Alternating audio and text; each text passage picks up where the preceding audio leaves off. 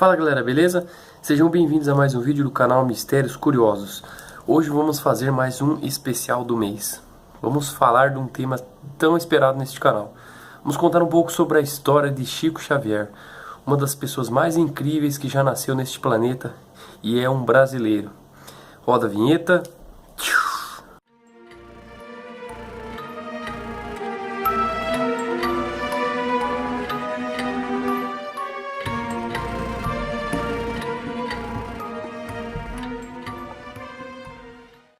Bom, gente, com certeza muitas pessoas já devem ter ouvido falar do famoso médium Chico Xavier. E com certeza este tema eu achei muito interessante colocar aqui no canal, pois é algo que faz parte da minha vida, a doutrina espírita, apesar de eu ser considerado católico, e eu pretendo trazer aqui este tema bem interessante e que muitas pessoas do canal me pediram para fazer um vídeo sobre ele. Então eu vou contar aqui muitos fatos bem interessantes, contar toda a sua trajetória de vida e como ele se tornou uma das pessoas mais influentes no Brasil e no mundo, justamente pela ajudando muitas pessoas e sem pedir nada em troca. Afinal, quem foi Chico Xavier?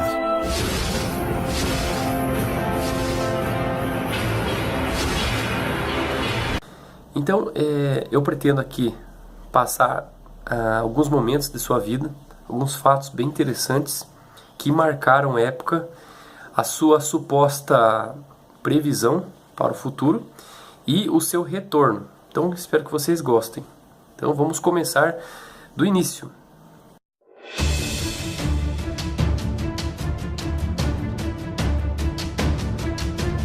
Para resgatar a história do médium, é preciso voltar no tempo. É preciso viajar para outra região de Minas Gerais. Tudo começa aqui. Estamos na pequena Pedro Leopoldo, a 46 quilômetros de Belo Horizonte, Minas Gerais. Francisco de Paula Cândido nasce nesse município em 2 de abril de 1910, filho de um vendedor de bilhetes da loteria e de uma dona de casa católica. Na época, ninguém se dá conta, mas é também o início de uma revolução, na maneira do maior país católico do mundo encarar o espiritismo. Bom, para quem não sabe, o famoso médium Chico Xavier acabou nascendo no seio de uma família bem humilde, sendo que ele teve cerca de 8 irmãos, e o seu pai se chamava João Cândido Xavier, que era um pequeno vendedor de bilhetes de loteria, e sua mãe, chamada Maria João de Deus, que era uma mulher que lavava para fora, mais conhecida como lavadora de roupas. Por incrível que pareça, os seus pais eles eram analfabetos. E segundo alguns biógrafos do próprio médium, muitos diziam que a sua mediunidade havia se manifestado ao início da sua infância. A mediunidade de Chico Xavier se revelou quando ele tinha apenas 5 anos de idade. Nesta mesma época, ele perdeu a mãe. Depois de alguns meses do falecimento de minha mãe, isto é, da desencarnação dela, ela me apareceu e conversava comigo naturalmente, sem qualquer estranheza de minha parte. Você faz bem na obediência de sua madrinha. A humildade é uma virtude sua, Chico. Considero ainda a maior emoção de minha vida o reencontro com minha mãe. Justamente em um momento em que ele acabou respondendo seus pais com assuntos sobre ciências. E também durante uma conversa com uma gestante, ele respondeu com alguns termos técnicos que nenhuma criança tinha conhecimento na época. E durante a sua infância ele sempre dizia que ouvia espíritos. E que muitos deles haviam conversado com ele. Bom, como a sua mãe acabou falecendo muito novo, quando ele tinha 5 anos de idade, o seu pai acabou arrumando uma madrasta para ele, pois ele era incapaz de poder criar tantos filhos assim. E o que aconteceu? Ele acabou distribuindo seus filhos com outros parentes. E durante esse período ele foi criado pela sua madrinha, que era uma antiga amiga da sua mãe, uma senhora chamada Rita de Cássia. Bom, logo após a morte da sua mãe, esta senhora acabou morando com o seu pai. O que aconteceu? Ela começou a tratar Chico Xavier de uma forma muito grotesca e maltratava muito ele durante a sua infância. Como é que foi a infância do Chico? Muito pobre, muito sofrida, a família muito numerosa, ele órfão de mãe. Foi de muito sofrimento e muita dor para ele. E o mais incrível é que qualquer pretexto era motivo para a mulher judiar de Chico Xavier, pois ela alegava que o menino tinha o diabo no corpo, sendo que ele era uma criança tão bem quietinha. E o mais incrível, ele apanhava muito com varas de marmelo, pois ele basicamente não fazia nada para... Não tinha nenhum motivo para maltratar o garoto. Essa suposta madrinha, que estava casada com seu pai, acabava maltratando ele de diversas maneiras, como se fosse uma espécie de tortura, pois ela não gostava de Chico Xavier. Ele estava chorando após sofrimentos físicos, inclusive, que ele havia sofrido pela senhora que tomava conta dele. Uma voz que eu escutei. Rita! Isso é coisa de quem tem coisa com o diabo. Que, segundo o próprio Chico, ela era intuída pelos espíritos das trevas que não queriam que ele sobrevivesse e fosse médium. Desgrama! Desgrama! Maldito dia que teu pai te trouxe aqui! Maldito dia! Uma das coisas mais grotescas que já ocorreram durante a sua infância foi essa mulher fazer com que ele lambesse a ferida de um dos seus filhos, que foi feito através de uma simpatia que dizia que seria uma cura para a criança. Agora imagine você, uma criança lambendo uma ferida de uma outra. Imagine, tem várias bactérias ali. Bom, embora Francisco sofresse muito, ele sempre ouvia os conselhos de sua mãe, pois ele conversava com o espírito dela. Sendo que sua mãe acabou explicando que essa suposta simpatia, ela jamais funcionaria. Ela simplesmente iria pedir a ajuda de alguns espíritos que pudessem curar a filha do garoto e que pudessem salvar Chico Xavier, justamente para que ele não levasse mais surras.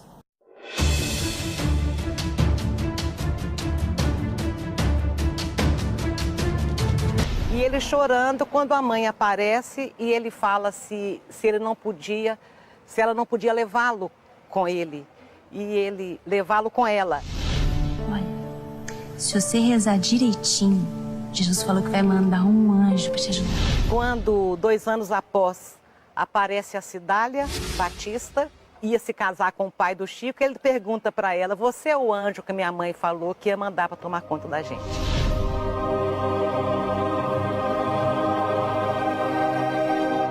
Bom, depois de um tempo, seu pai acabou se casando com uma nova mulher, uma outra madrasta, uma senhora chamada Cidália Batista. E assim que ela se juntou com seu pai, acabou exigindo do seu marido que juntasse todos os filhos novamente. Então todos os irmãos de Chico Xavier se reuniram. Bom, durante esse período, o casal ele ainda teve mais 6 filhos, principalmente por insistência da madrasta. Então nesse período aí as pessoas tinham bastante filhos mesmo. Bom, nesse período ele acabou sendo matriculado em uma escola pública. Na escola, no grupo escolar, ele era um menino muito inseguro, não é? Francisco de Paula Cândido.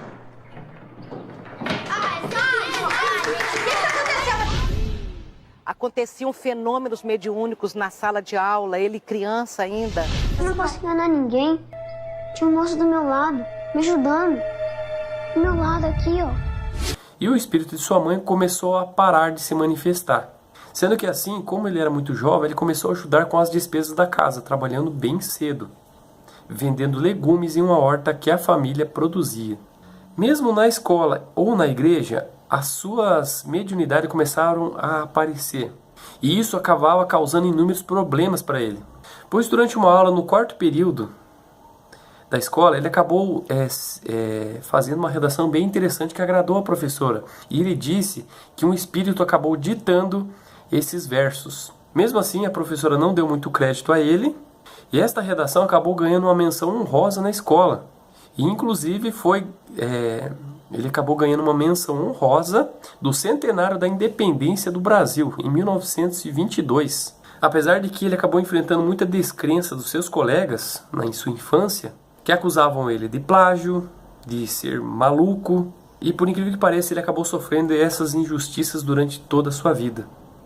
E a sua mediunidade acabava sempre sendo botada em prova. E muitas pessoas acabavam desafiando para ver se ele tinha mesmo esses dons. Bom, devido a esses inúmeros problemas, os seus pais deixaram ele se consultar com o padre da igreja mais próxima. Então o padre chamado Scarzelli acabou examinando a criança e disse que seria um grande erro interná-lo, pois ele não estava maluco, pois se tratava apenas de umas fantasias do menino, que ele vivia num mundo totalmente diferente. Então o padre aconselhou que a família retirasse algumas leituras para ele não viver no mundo da fantasia, e decidiram colocar ele diretamente para trabalhar. O pai do Chico tentou interná-lo várias vezes. Falava pro padre, vou internar esse menino porque ele é louco. O que tá na sua cabeça vem dessas porqueiras mal escritas. Ele considerava o espiritismo uma espécie de doença. Ninguém conhecia o espiritismo. O senhor Chico Xavier, então, começou a ingressar em uma fábrica como operário, em uma fábrica de tecidos, onde ele acabou passando por uma rigorosa disciplina de trabalho, bem árdua e cansativa. E isso acabou deixando muitas sequelas durante toda a sua vida. Já no ano de 1924, ele acabou terminando o mais conhecido primário e jamais voltou a estudar. Bom, no decorrer dos anos, ele acabou mudando de trabalho e acabou virando um caixeiro de venda. E mesmo assim ele tinha horários muito puxados. Mesmo sendo um católico devoto, ele acabava pagando inúmeras penitências pelo simples fato de dizer que conversava com espíritos. Mesmo assim, ele não parou de ter visões esclarecedoras e de conversar com esses espíritos. Chico Xavier sofreu muito a vida toda, principalmente em seus primeiros anos. Aqui em sua terra natal, Chico foi contestado, perseguido, criticado. Até mesmo seu próprio pai chegou a pensar em interná-lo por considerar a mediunidade uma doença.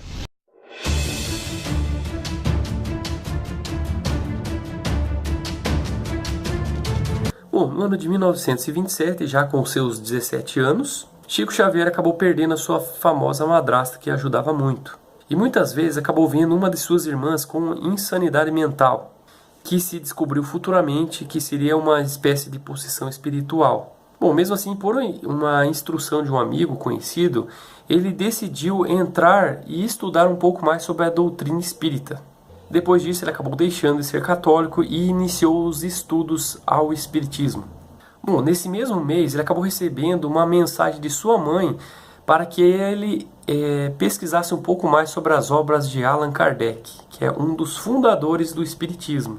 Bom, no mês de junho deste mesmo ano, ele ajudou a fundar um centro espírita chamado Luiz Gonzaga, que era basicamente um pequeno barracão de madeira, que era propriedade do seu irmão.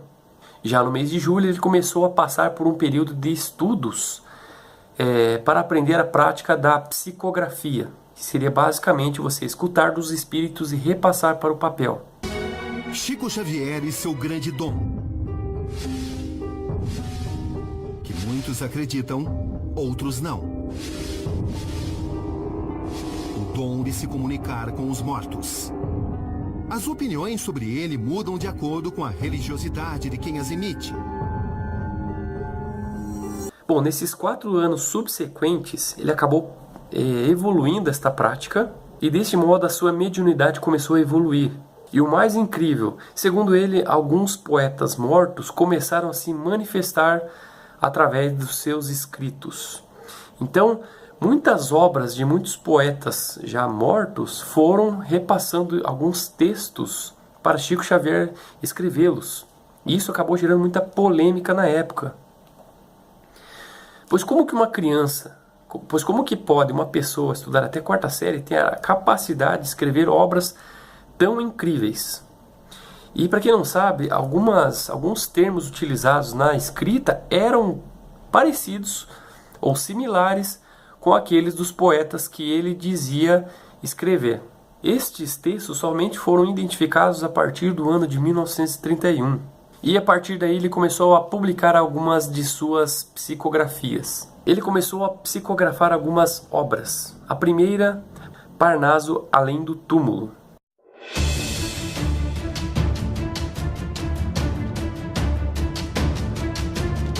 Bom, esse ano marcaria basicamente a sua maioridade e o período que ele conheceu Emmanuel, que seria o seu conselheiro espiritual. Bom, basicamente nesse período, o seu suposto mentor acabou descrevendo a ele qual seria a sua verdadeira missão aqui na Terra. Sendo assim, ele tinha uma incrível missão de psicografar inúmeros livros sobre a doutrina espírita. Sendo assim, ele acabou psicografando mais de 30 livros nesse período. E o seu suposto mentor acabou exigindo 3 coisas dele: disciplina, disciplina e disciplina. Sendo assim, Emmanuel acabou perguntando a ele se manter sempre fiel à doutrina espírita, aos ensinamentos de Allan Kardec e a Jesus Cristo, mesmo tendo algum conflito entre essas duas realidades. Mais tarde, Chico Xavier acabou descobrindo que seu suposto mentor, Emmanuel, havia sido outras pessoas no passado, sendo elas um senador romano chamado Publio Lentulus, e posteriormente ele renasceu como um escravo, e também um padre jesuíta chamado Manuel de Nóbrega, que foi uma das pessoas que iniciaram a doutrina do cristianismo aqui no Brasil.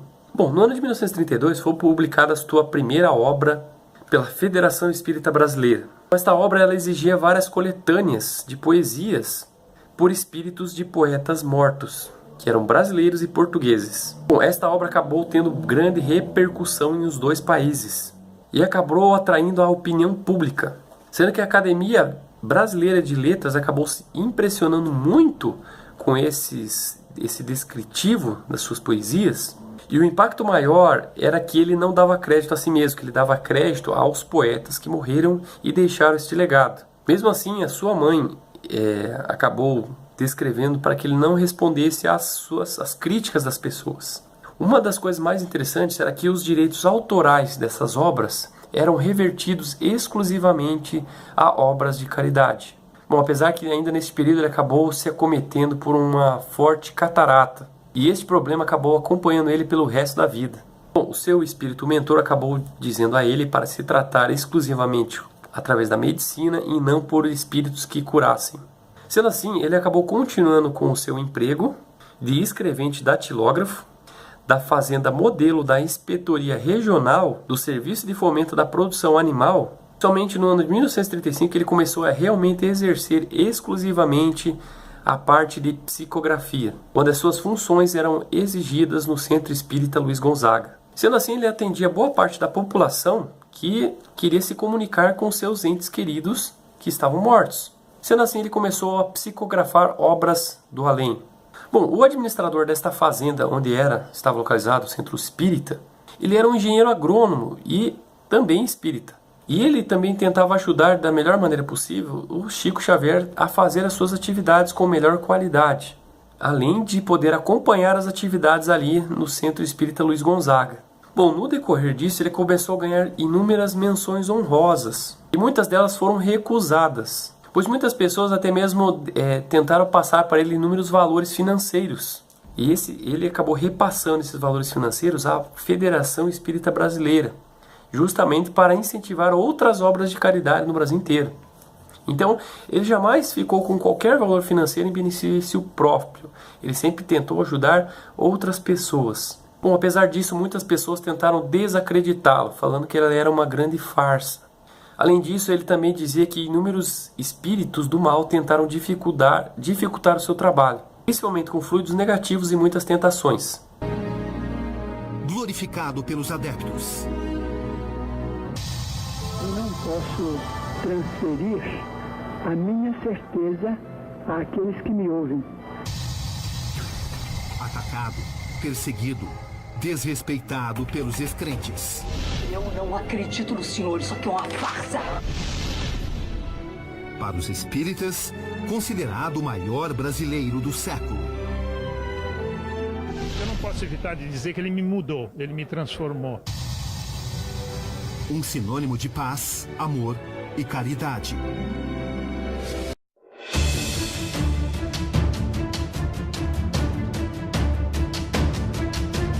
Bom, apesar de Chico Xavier psicografar inúmeros escritos bem interessantes, ele acabou tendo muitas dificuldades, principalmente para publicá-las, sendo que a sua defesa foi simplesmente feita pela Federação Espírita Brasileira. Justamente esta briga judicial se dava pelos direitos autorais de suas obras. Sendo assim, a decisão de um juiz foi o seguinte, que as obras que foram intituladas por Chico Xavier reconhecidas para outro autor não deveriam ser porque ele já estava morto. Então, como o Chico Xavier não queria a autoria dos títulos, simplesmente algumas obras foram colocadas como pseudônimo. pois as pessoas já estavam mortas. Uma coisa interessante também é que ele, paralelamente a isso, ele acabava fazendo alguns serviços no meio público. E ele acabou ingressando no Serviço Público Federal, como auxiliar de serviço no Ministério da Agricultura. E algo bem interessante também é interessante a gente ressaltar aqui que ele jamais faltou um dia de trabalho. Agora nós vamos falar de uma das suas obras mais famosas, um livro chamado Nosso Lar. Com certeza você já deve ter visto o filme e talvez tendo lido até o livro, pois este é um dos títulos mais populares da sua obra e também um dos mais vendidos e mais divulgados, pois conta basicamente como que funciona o processo de além-morte. Quando você morre, o que realmente ocorre. Após esse enorme sucesso, ele acabou transformando a cidade de São Leopoldo em um amplo de peregrinação. Aqui no Brasil, nesse rincãozinho de Pedro Leopoldo, ninguém conhecia o espiritismo. Por que o Chico se sentia tão incomodado aqui em Pedro Leopoldo a ponto de decidir deixar a cidade? Pessoas do Brasil todo, a imprensa e pessoas o procurando. E isso invadia a privacidade dos familiares dele. Essa casa tá um inferno. Ou você sai a gente. Agora vamos contar um pouquinho mais sobre alguns casos distintos. Em 1944, alguns repórteres, David Nasser e Jim Manson, eles acabaram fazendo uma reportagem não muito interessante sobre o médium, que acabou sendo publicada na revista O Cruzeiro. Eles acabaram entrando no centro espírita e entrevistando o médium Chico Xavier. E eles acabaram se passando por repórteres estrangeiros. Inclusive usaram alguns nomes falsos para tentar enganar Chico Xavier. Porém, após essa suposta reportagem, ao chegarem em casa, esses dois repórteres tiveram uma enorme surpresa. Inclusive, o Sr. Nasser acabou dando uma entrevista à TV Cultura na década de 80 sobre isso, sendo que eles haviam recebido uma das obras de Chico Xavier e havia uma dedicatória ali com o nome dos dois. E eles ficaram bem impressionados, pois foi atribuído aquilo uma mensagem de Emmanuel, através de Chico Xavier, para eles. E eles ficaram bem assustados. Nesse quadro de perseguição, qual foi o momento mais difícil que o Chico enfrentou? Na década de 40, dois jornalistas da revista O Cruzeiro, Davi Nasser e Jean Manzon, vieram a Pedro Leopoldo com o intuito de desmistificar o Chico. Nós somos jornalistas. Mas ele é americano, Harry Dean? Sir, nice to meet you. Mas eu sou francês, Jacques Venel. Sou francês. Como é que ele era retratado? Como fizeram ele de bobo. Eles falaram com o Chico, a gente veio da França para entrevistar você. E o Chico autografou livros para eles. E quando eles saíram, eles falaram, realmente o cara é uma farsa. Porque nós demos nome falso e ele não descobriu. E nem o guia dele falou com ele que o nome que a gente deu era falso. Nossa entrevista foi fruto de uma farsa. Isso mesmo, uma farsa como Chico Xavier também pode ser. Quando eles chegam em casa, o Davi Nasser e o Jean Manzon, que abre o livro, estava lá, ao amigo Davi Nasser, com o abraço de Chico. Você já abriu o livro que o Chico deu pra gente? Pra quê? Eles perceberam depois que eles não tinham enganado o Chico. Ou seja, ele sabia de tudo o tempo todo? Sabia de tudo o tempo todo. Mas ele ficou muito triste de ter sido degradado, de ter a imagem tão denegrida. Mas ele reclama com Emmanuel. Emmanuel, foi muito triste o que fizeram comigo. E Emmanuel fala, Chico, Jesus foi para a cruz, o que tem que você não pode ir para o cruzeiro? E você deixou. A vaidade deixou. Chico, tira os exageros e pensa. Olha o lado positivo. Jesus foi para a cruz. Você foi só para a revista Cruzeiro. Bom, já na década de 60, ele acabou fazendo uma parceria com outro médium, chamado o Sr. Valdo Vieira, na qual eles acabaram psicografando cerca de 17 livros. Outro fato interessante, no ano de 1965, eles viajaram até os Estados Unidos para divulgar a doutrina espírita. E inclusive lançaram um livro em inglês, chamado The World of the Spirits. Já no Natal do ano de 1965, eles promoveram uma grande caridade, que era uma distribuição de alimentos e roupas para pessoas carentes.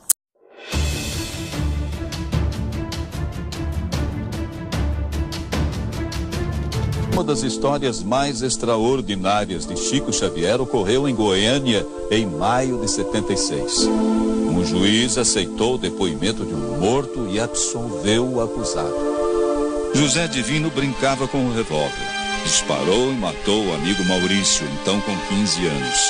Os pais de Maurício, revoltados, queriam a condenação de José Divino. Uma carta psicografada por Chico Xavier chegou às mãos do juiz Orimar de Bastos, hoje aposentado. Na carta, Maurício dizia que o disparo fora acidental. O tiro me alcançou sem que a culpa fosse do amigo. Quando eu analisei aquela mensagem com o depoimento do Zé Divino, eu vi que aquilo ali tinha que ser dado um crédito. Foi eu que eu dei o crédito. Os pais da vítima aceitaram o veredito. As mensagens dele, a maioria delas era em defesa do Zé Divino. Ele queria livrar o Zé Divino. Então foi o Moro que falou e eu acreditei na palavra do Moro. O Tribunal de Justiça de Goiás anulou a sentença do juiz. José Divino foi levado a júri popular. E acredite, os jurados também decidiram que a mensagem de Chico Xavier era autêntica. O autor do disparo foi absolvido pela segunda vez.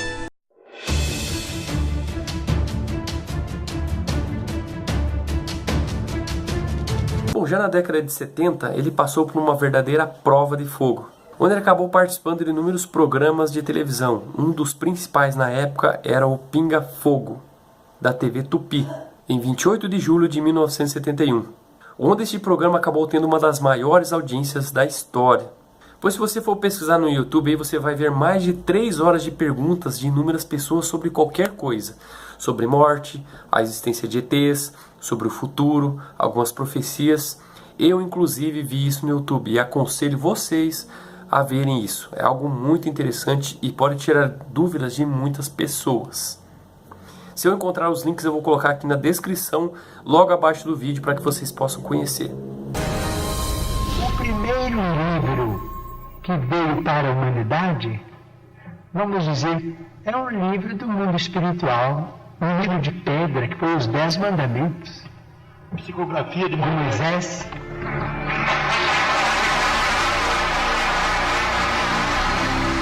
Já na década de 80, existiam mais de 2.000 entidades carentes ligadas a Chico Xavier, justamente pelas suas inúmeras doações com os direitos autorais das suas supostas obras. Bom, neste período ele acabou ficando bastante famoso, sendo que muitas de suas obras foram convertidas em várias línguas e foi divulgada a doutrina para todo o mundo. Já na década de 1990, as suas obras geram mais de 400 livros publicados e cerca de mais de 50 milhões de livros foram vendidos.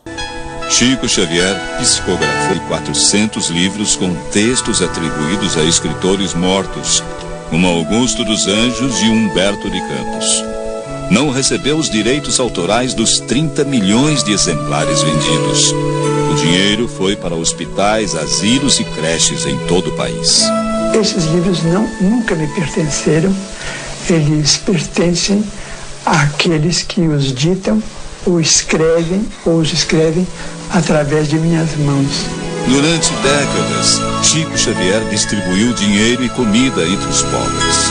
Era irmão dos miseráveis e dos célebres. Atraía os desesperados. O fato é bem interessante.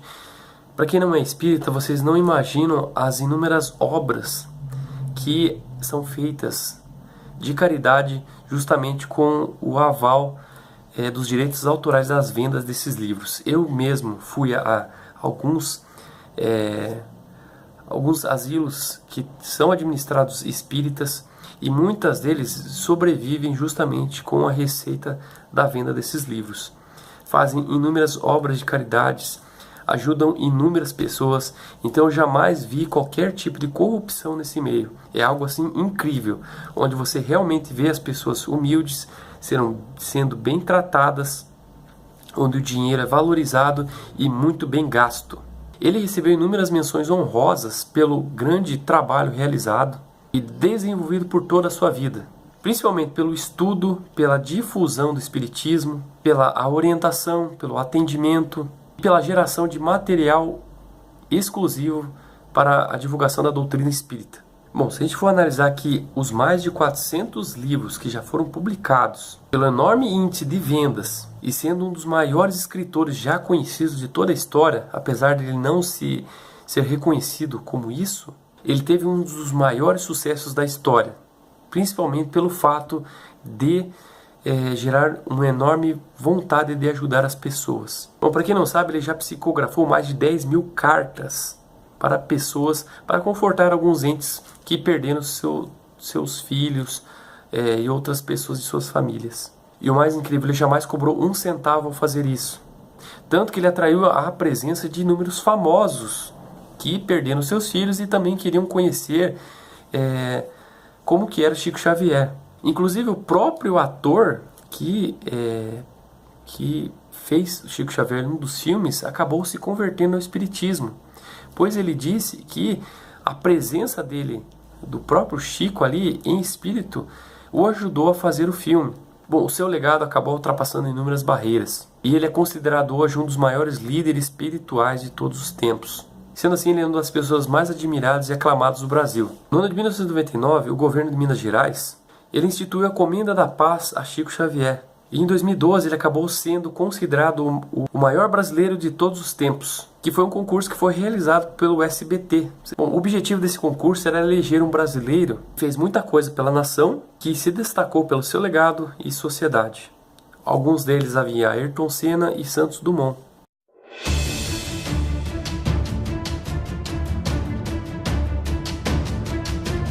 Bom, existe um suposto vídeo aí que inclusive apareceu uma vez no Fantástico, que mostra uma espécie de um espírito vindo até a janela de Chico Xavier, e eu vou colocar aqui um trecho da reportagem para que vocês possam ver. Em junho de 2001, doente em um quarto de um hospital, Chico diz ter recebido uma visita de sua mãe, em forma de um raio de luz. A imagem foi registrada por um cinegrafista. Junho de 2001. Chico está internado com pneumonia. O estado dele é muito grave. No 5º dia de internação, durante uma filmagem, um ponto luminoso passa em alta velocidade diante da lente. Veja em câmera. O feixe de luz se divide em 2 e depois se une. Deste ângulo parece passar em frente à janela do quarto em que Chico está internado. Seria algum reflexo? Um pássaro? Algum defeito no equipamento? Na hora em que esta filmagem foi feita, o estado de saúde de Chico Xavier se alterou. Foi daquele momento para frente que ele passou a melhorar. A febre desapareceu, a sua respiração melhorou e ele ficou mais alerta.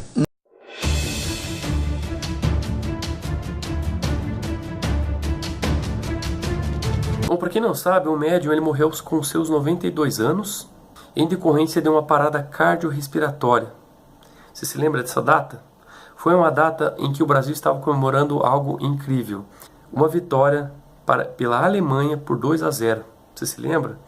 Foi nesta data, em 2002, quando o Brasil conquistou o pentacampeonato, no dia 30 de junho de 2002. Conforme relatos de alguns amigos e pessoas mais próximas, ele disse que queria morrer no dia em que o Brasil estava feliz. E foi basicamente nesse dia que ele decidiu partir. Segundo amigos, ele teria pedido a Deus para falecer em um dia em que os brasileiros estivessem muito felizes.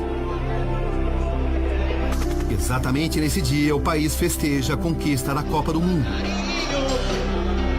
O pentacampeonato. E perde Chico Xavier.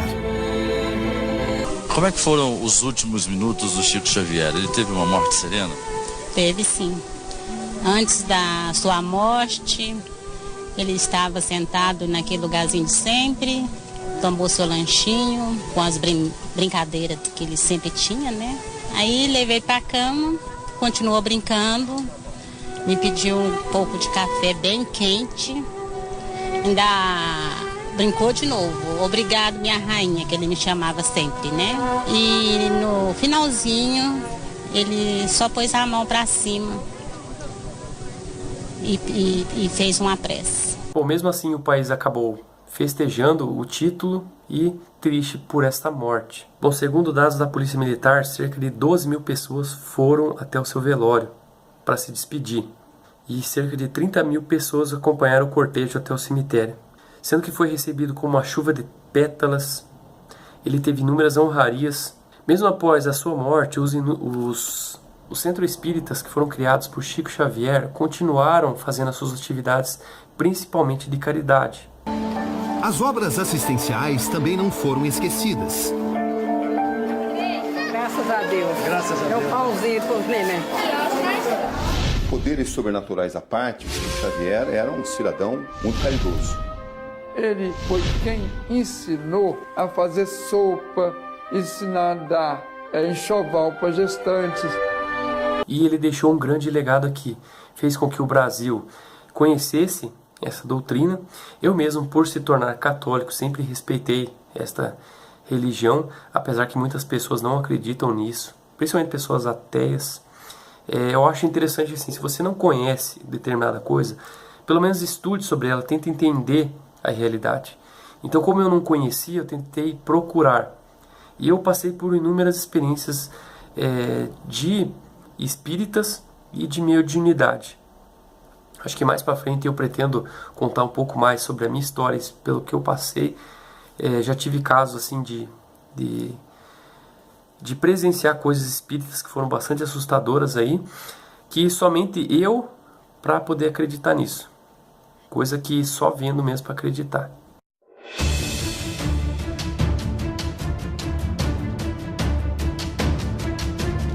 Bom, em 2 de abril de 2010 foi lançado um filme biográfico contando sobre a sua história. Este filme ele acabou alcançando mais de 4 milhões de espectadores. Sem falar no outro filme lançado chamado Nosso Lar, que é bem interessante e eu indico para que vocês assistam também. Bom, se você pesquisar na internet, você vai ver inúmeros títulos de inúmeras obras que ele psicografou. São coisas realmente incríveis.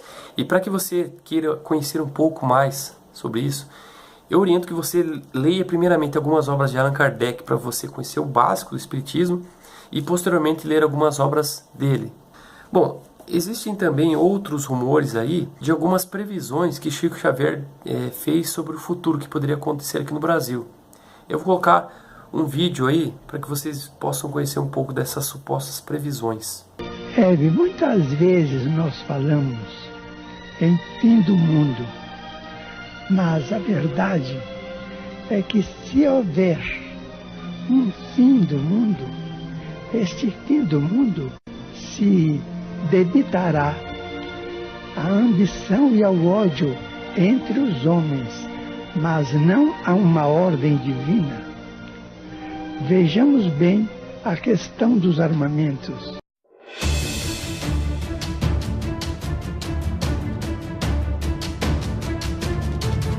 Eurípides, você confirma que tem um código de comunicação com Chico Xavier? Não é um código. Ele deixou uma senha, Cabrini, porque enquanto ele era encarnado, estava aqui fisicamente entre nós, vários médios o receberam. Quanto tempo antes de morrer o Chico Xavier te deu essa senha? Mais ou menos 10 anos antes. Você acredita que o Chico Xavier vai se comunicar novamente? Não acredito. Eu sei que ela não virá, porque ele me disse que a missão dele estava feita. Mas por que ele deu uma senha se ele não planejava se comunicar? Porque iria alguém falar que ele estava. Para quem ele deixou essa senha? Comigo e com o Dr. Eurípides Taveira. Que é o médico pessoal. Médico pessoal dele.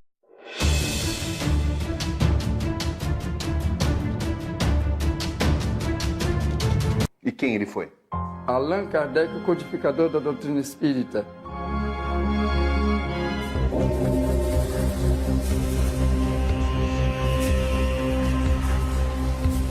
De quem mais Chico Xavier foi reencarnação? Chico foi Platão, João Batista, José de Anchieta, o codificador Allan Kardec e ele, Chico Xavier. Sem dúvida nenhuma, porque eu ouvi disso da boca dele mesmo.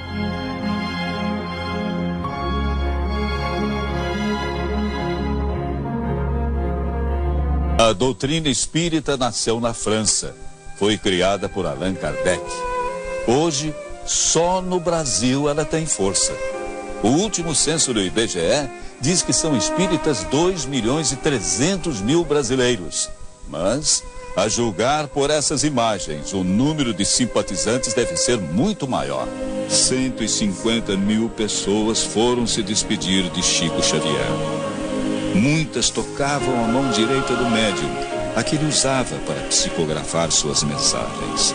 Depois faziam o sinal da cruz dos católicos. O homem que ajudou a criar no país a maior comunidade espírita do mundo dizia que tinha um guia espiritual, Emmanuel.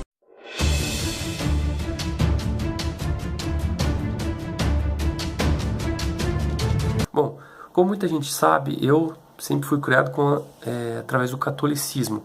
Mesmo durante o decorrer da minha vida, eu acabei passando por algumas provações que eu só fui me tocar depois de alguns anos. Para quem não sabe, eu comecei a minha vida como empacotador de mercadorias. Comecei bem humilde no supermercado. E nesse período, quando eu estava andando próximo de onde eu trabalhava, eu vi um ônibus espírita, aqueles ônibus itinerantes, e não dei muita bola por ali. E parecia que alguma coisa estava me atraindo para conhecer aquele local. E por incrível que pareça, eu adentrei até o ônibus e conheci inúmeras obras, sem mesmo ter ouvido falar qualquer coisa sobre o espiritismo. E eu acredito que eu deva ter algumas publicações, eu vou colocar aqui no vídeo para que vocês vejam. E eu acho que esse ônibus, ele ainda deve existir, ele anda pelo Brasil inteiro divulgando a doutrina espírita. E se você já viu este ônibus, comente aí nos comentários do vídeo, para a gente tentar descobrir onde que eles andam. É algo bem interessante.